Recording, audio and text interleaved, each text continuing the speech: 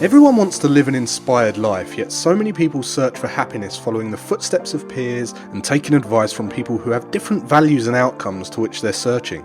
There are people born into wealth, graduated from the best universities in the world, and there are people who have none of that and yet are living extraordinary lives full of fulfillment and reward. The purpose of this podcast is to share insights and strategies that allow you to question the status quo and think freely, so you can design your life and be who you want to be. We get one life. Time is our most valuable asset. I believe that when we're free and able to focus on meaningful work, we become better human beings. This is Always Free, and I'm your host, Jason Graystone. Welcome to the leading podcast for financial empowerment and wealth creation. Subscribe to this podcast so you don't miss an episode. You can connect with Jason on social media and subscribe to the Jason Graystone YouTube channel for weekly videos. Don't forget to also subscribe to the weekly newsletter to receive frequent educational content and action steps to help you design your life so you can be who you want to be. For news on all future events and updates, go to jasongraystone.com. Well, welcome back to the podcast, guys. I hope you had a great week so far.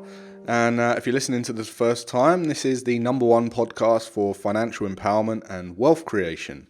And if you just listen to this first, this is your first episode. After you've listened to this one, in fact, you may even decide to stop listening to this one and go back to episode 1. I highly recommend you do that. But if not, enjoy this episode and then make sure you subscribe to this podcast so that then you can go and listen to the rest. Every week I get messages saying how people have binged, 10, 18, 20 episodes in a very short period of time. And the reason that is because the way that I kind of constructed the whole podcast is a journey, a strategy. So it's kind of, the more you go back and listen in order, the more you're going to get out of it. All right. So this week, I wanted to talk about disappointment because this podcast is really about empowerment and living an inspired life. And I got a message from someone the other day, and they were basically saying how they wanted to learn how to trade the financial markets, and they wanted to be a trader, but they was worried about disappointing their parents. This was the actual parents in this particular dynamic, and I wanted to talk about disappointment here and in particular, friends, family, peers, and all that kind of stuff. And I want to share with you my view on disappointment, okay? And it's really important. This is an important subject. If you want to build wealth, the biggest limiting factor in building wealth is a guilt or a shame, which might be linked to a feeling of disappointment. So I want to address this. I think it's important.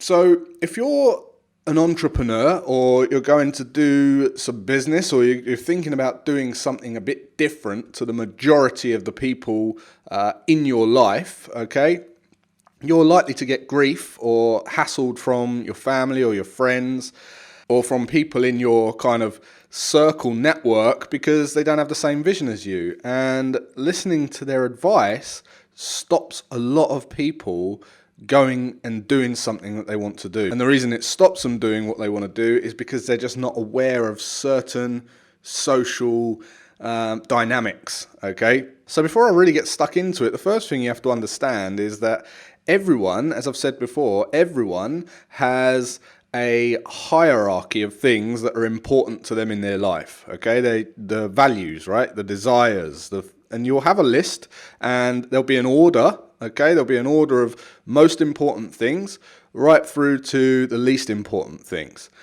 Now, understand that the thing that creates that list are voids. Voids drive values, and in particular, the voids that you had in your life. Okay, the things that you thought were missing, particularly as you were a kid growing up. And those things will be higher up on the list of values. If you perceived as a kid that you didn't maybe have a father figure or a male role model in your life, you could have a void of that, and you'll dedicate a lot of your energy to going and trying to find that male figure in your life. If you're a man and you had, you perceived there to be no male figure in your life, you might now really have a high value on being a stable father or a partner. Okay, you've probably seen people who go and do that. And the same goes for money. If you perceive that you didn't have much money growing up and it was a pain point for you, and that was a void for you, you could carry that through to your adulthood, and you could potentially, and most likely, put that as a high value for you. So your voids in your life become your values, and what you thought was missing as a kid very, very often becomes your values as an adult. And if you look very closely, you'll probably find that in your own life as well. So knowing your childhood voids and then knowing your adult values and knowing what's really important to you is a big insight. It's a major insight. So if you're going to go and do some trading or become an entrepreneur or start a business or whatever it might be and put yourself out there in the public eye, maybe, okay, you've got to know what's important to you. You've got to know why it's important to you. So first of all, it can pay massively to just go back to your childhood and see if there was any clues there as to why you might value certain things. Okay, and then once you've realized that and you've realized that you have values in your life and you have this hierarchy of things that are important to you in a certain order because of voids, then you realize that everyone else on earth has their own hierarchy that's unique to them because of their own reasons. And that has everything to do with what they heard growing up, what influence they had, the influence they allowed into their lives, what advice they've taken from people they've subordinated to. So look, if you have money or business really high up on your list, okay, and I know a lot of the listeners who listen to this podcast have, and then you have another person in your life, maybe your family members, who have money and business way down on their list, right? Because they've got other bigger voids, okay? What's going to happen is you're going to dedicate a lot of your time and energy to money and business. And that person won't. They won't dedicate much time to money and business. They might have been brought up believing that you just get a job to pay the bills, right? They might be someone who believes in retirement and all that stuff. Stuff that was invented by corporations. They might just see you doing what you love and hammering the laptop and saying, look, you need to take some time off the laptop and relax and watch TV or something. And you're thinking, well, why would I want to do that? Why would you want to watch TV if you don't value it? It'd be more stressful to stop what you love doing and then go and watch TV. And their perception of what life should be like might be work in the day, TV at night, because that's the way that they've been indoctrinated and that's the way they've set their values. And work isn't work if you do what you love, right? Work is a belief. Retirement is a belief. It's not a real thing that you need. It was just invented for people who are going to, resent their job from day one, or were just getting a job for money instead of turning their hobby into an income. So between those two people, there'll be this kind of projection-injection argument going on, okay? So one person might say, look, you're working too hard.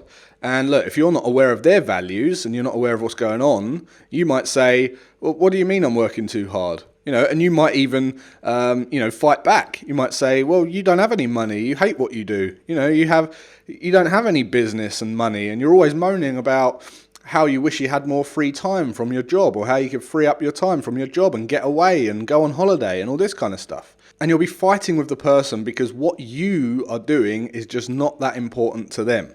Because, maybe their biggest values and their biggest voids in childhood was social and family.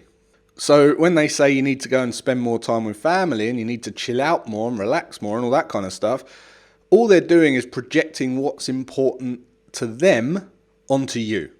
Okay? And as I say, if you're unaware of that and you're not attuned to that, you could bite back and fight back. And it's a futile argument. You're wasting time and energy because, you're basically projecting onto each other's what's most important to you. It's a complete waste of time. So just know that your values are created and ranked along with your journey based on perceived voids. Now, if you were brought up by a family with a certain set of values, which is what most people were brought up with, okay, their parents had a certain set of values which they were exposed to, then whatever that is, whatever those values are that they exposed to you, won't be a void for you. Right? So if your family was, very family orientated, family, but they didn't go and do money or business because it wasn't important to them, well, guess what? It could be a void for you. And you could take up the money value or the business value. And this is very, very common. This is like my story. Okay, the family all mingling with other compassionate people moaning about money on the estate every Friday and talking like they were poor, and then the next thing they were buying a syndicate lottery ticket, and we would be hiding from the bailiffs and we couldn't pay the electric meter sometimes. And I saw a contrast and I had a massive void there. Money was a huge void.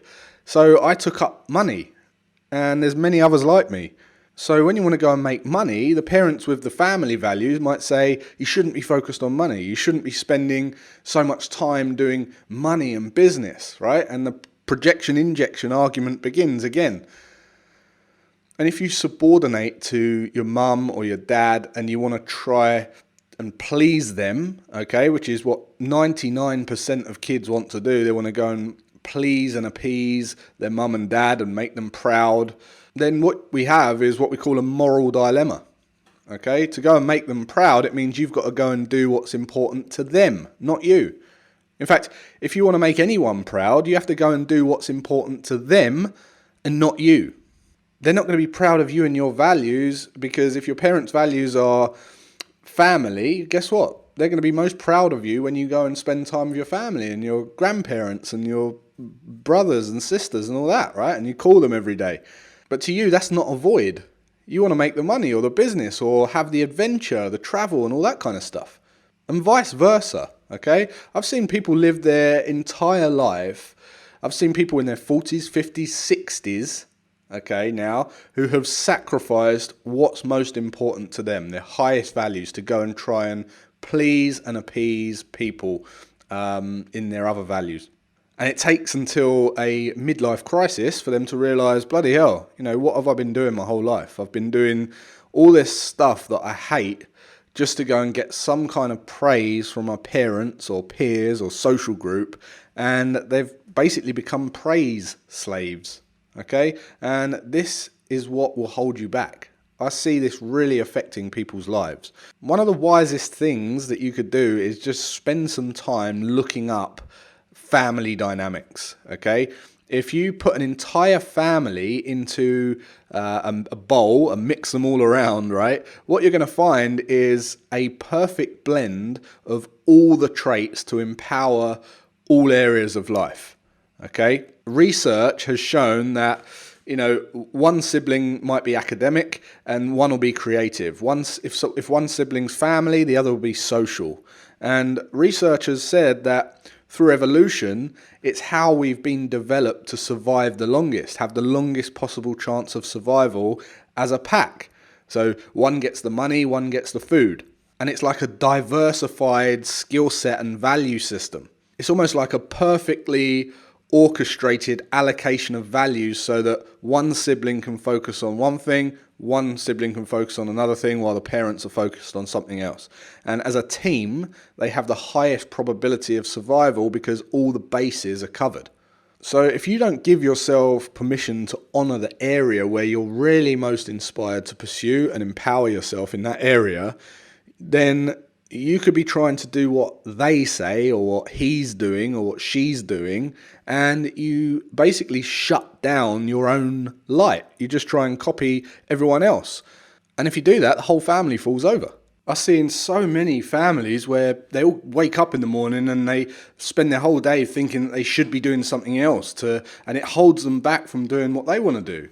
Instead of going about their day and just doing whatever the heck they want all day and telling their other family members to do whatever the heck they want all day, okay, you find this kind of, this limiting voice in their head holding them back because they're trying to live into everyone else's values, and it stops them going forward.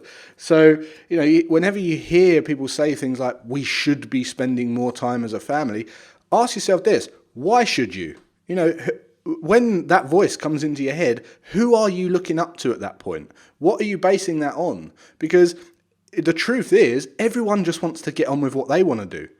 So, although, yeah, you can build in balance of habits to, have dinner together and lunch together and go for walks and things like that, if you find yourself saying, we should be spending more time together, ask yourself why. Because all that's going to do is stop you from doing things that you want to do, and you're going to go round in circles. In my family, I wake up every day and do whatever I want to do. I tell all of my family that you can do whatever you want to do, and that's the most important thing. If there's one thing that frustrates me, right, it's people who hear something and then take that stance without conducting their own research and truly coming up with their own opinion. All right, they follow the buzzwords without doing any research or actually taking the time to set their own view based on their own values on the matter. There is no right or wrong. There's no such thing. It's just value systems. And people who go along with other people, I really struggle to have a conversation with, because there's no substance. They're just saying things because they've heard it. And this podcast from episode 1 has been designed to help you challenge and question the status quo. Ask questions, because people are going to be projecting opinions onto you all the time. And people who think things are right and wrong are simply comparing to their own value system. There is no right or wrong. Now, people who are more influential will have the ability to project their opinions and thoughts into your mind sometimes. And if you're not careful, that's what will happen. This has been happening for years, right? Religions, politicians, celebrities, brands, advertisement, influential people. But just know you can only disappoint someone based on their own values.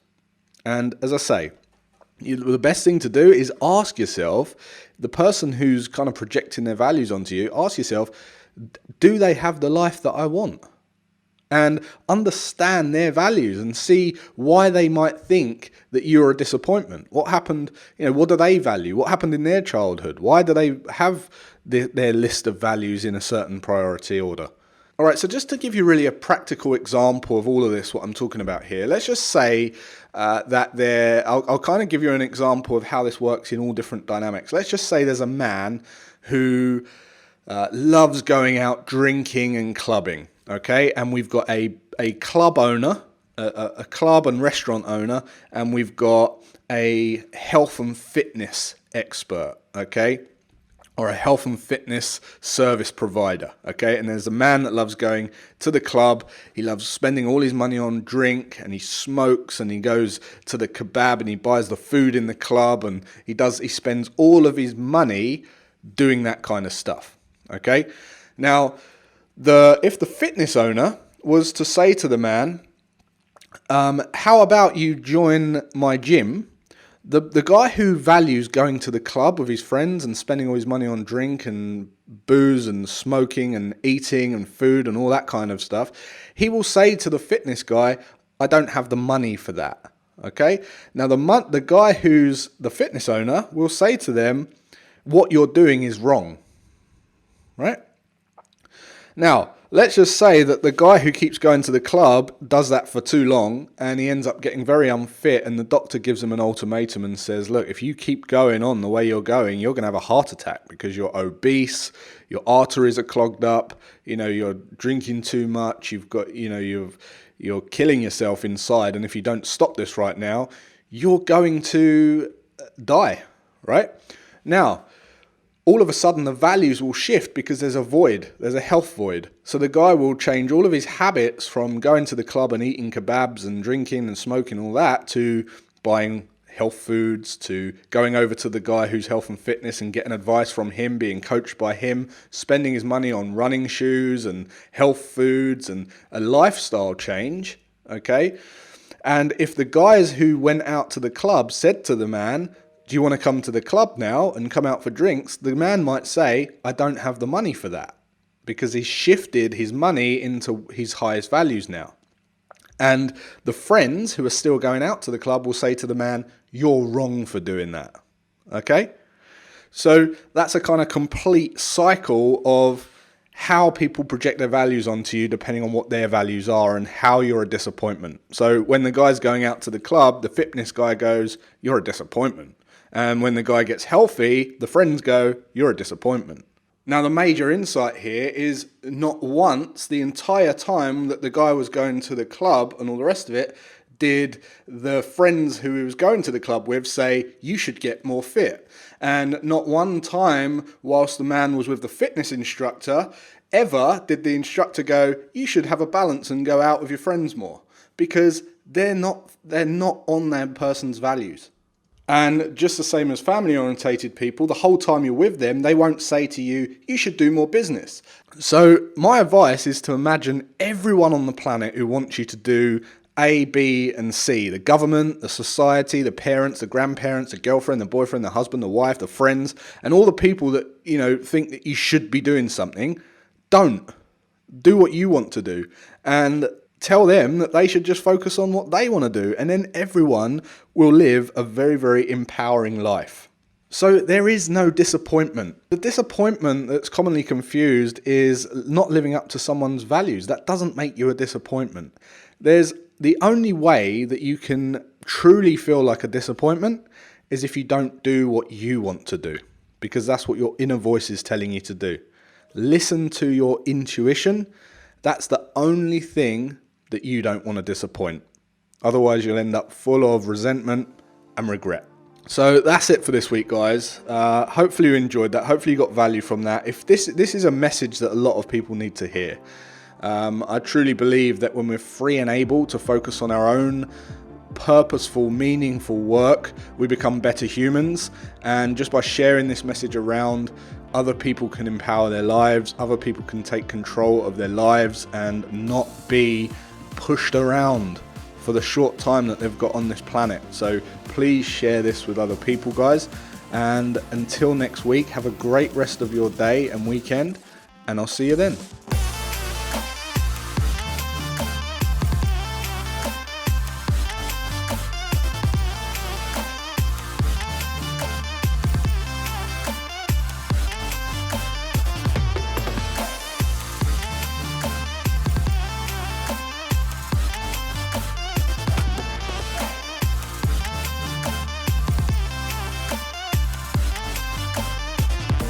Subscribe to this podcast so you don't miss an episode.